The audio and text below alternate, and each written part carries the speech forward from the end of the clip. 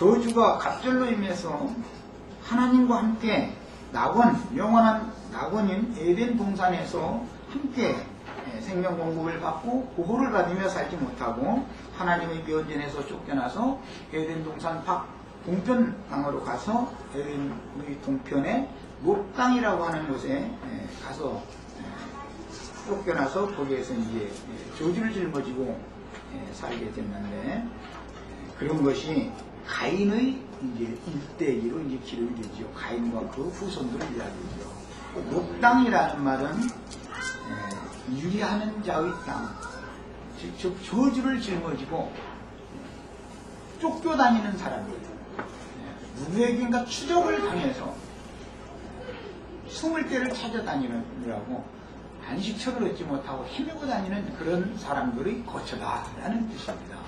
그래서 이제 오늘 룻기에서는 요압 땅으로 이제 상징이 됐죠. 그러니까 약속의 땅에서 쫓겨나서 이방의 요압 땅으로 간 것은 뭐냐? 하나님의 보호와 하나님의 공급을 차단당한 상태에서 자기 스스로 살아남아야 되기 때문에, 그런데 자기가 생명을 살상한 중한 범죄를 저지르는 상태가 되었기 때문에 자기를 끊임없이 추적하는 추적자를 피해서 도피자로서의 생활을 일평생을 하면서 정처 없이 유리하는 그런 생활을 해야 되는 땅이 에덴 동산 밖 롯 땅이다, 이렇게 창세기에서는 기록을 한 겁니다.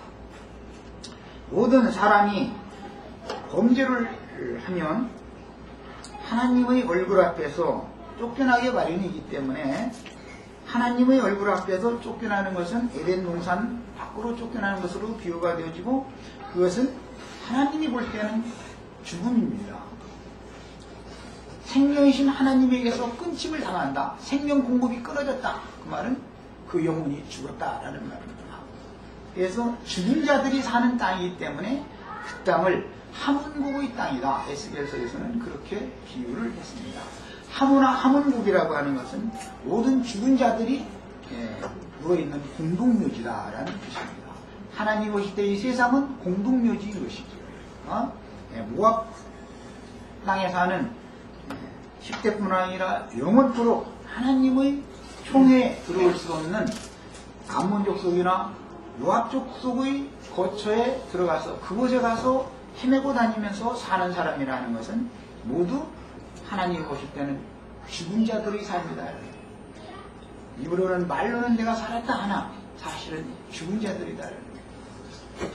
그런 죽은 자들을 어떻게 생명을 불어넣어서 살려가지고 생명이신 하나님과 접을 붙여가지고 영원한 생명 공급을 다시 받게 하고 에덴 동산의 실제가 되시고 하나님 나라의 왕이 되시는 예수 그리스도 안으로, 그분 안으로 다 돌아갈 수 있게 하는가, 이것을 구속이다, 이렇게 성경에서는 말을 하는 겁니다. 말씀의 시작은 창세기, 지금 제가 가인 이야기를 했기 때문에 창세기 4장에서 몇 절 읽고 다시 6장으로 다시 오겠습니다.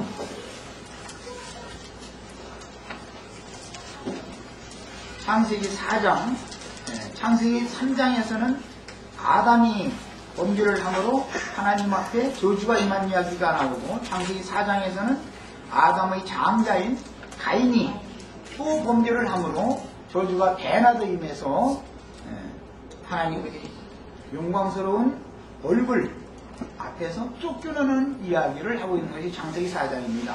이 창세기 4장의 기록이 계시록 성경 전권을 지나서 계시록 22장에 가면 거룩한 성 새 예루살렘에 들어간 이기는 자들이 하나님의 얼굴을 보면서 그 앞에서 세세토록 왕노릇을 할 것이다, 이렇게 해서 결론을 내고 있습니다. 그러니까 우리 형제 자매님들은 근본적으로 하나님의 면전에서 쫓겨난 죄인들이었다라는 것을 생각을 하고 계셔야 되겠어요. 가인 이야기하면은 어떤 사람이 아니고 남이 아니고 나다 말이에요. 심령은 아벨의 범죄로 말미암아 심령이 저주를 받았고, 가인의 저주로 말미암아 마음까지도 저주를 받아서, 즉 영과 혼 전체가 사람의 하나님의 형상과 모양으로 만들 목적으로 생기를 불어넣어서 속에 지어준 속사람이 저주를 받았다. 저주의 저주를 받았다. 자, 그런 사람은 반드시 하나님의 영광의 얼굴 앞에, 영광스러운 얼굴 앞에 함께 살면서 생명을 공급받고 하나님의 영원한 보호를 받을 수 없는 처지가 되는 것이다. 이것이 인간에게 임한 저주다라는 겁니다. 모든 사람은 다 이런 상태에서 오늘 룻기에서 말하는 희년, 나팔 소리를 듣는 겁니다. 오늘 우리 형제 자매님들에게 혹시 내가 구속받은 적이 없고 혹시 거듭난 적이 없었다면 이번 룻기 말씀을 나누는 동안에 분명하고 확실하게 구속받고 거듭나고 하나님의 생명에 다시 접붙여져서 죽은 자가 살아나고 그 다음에 이제부터는 무궁한 생명의 능력으로 죄와 사망의 모든 권세 그 다음에 저주의 법에서 다 속량받고 자유와 해방을 얻는 축복이 다 임하시기를 바랍니다. 그럴 목적으로 룻기를 지금 하는 겁니다.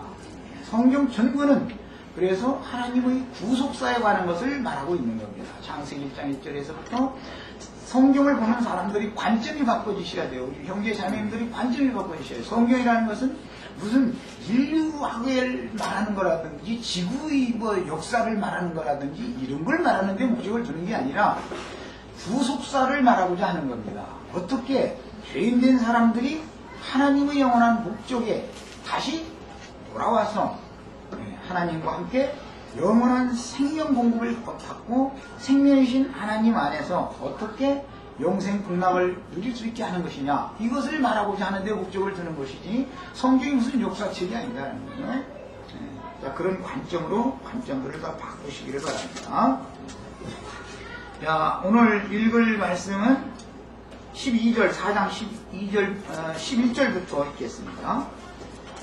땅이 그 입을 벌려 네 손에서 듣고 네 아버의 피를 받았은즉 내가 땅에서 저주를 받으니 내가 바다라도 땅이 다시는 그 혈육을 네게 주지 아니할 것이고 너는 땅에서 피하며 잘 보세요.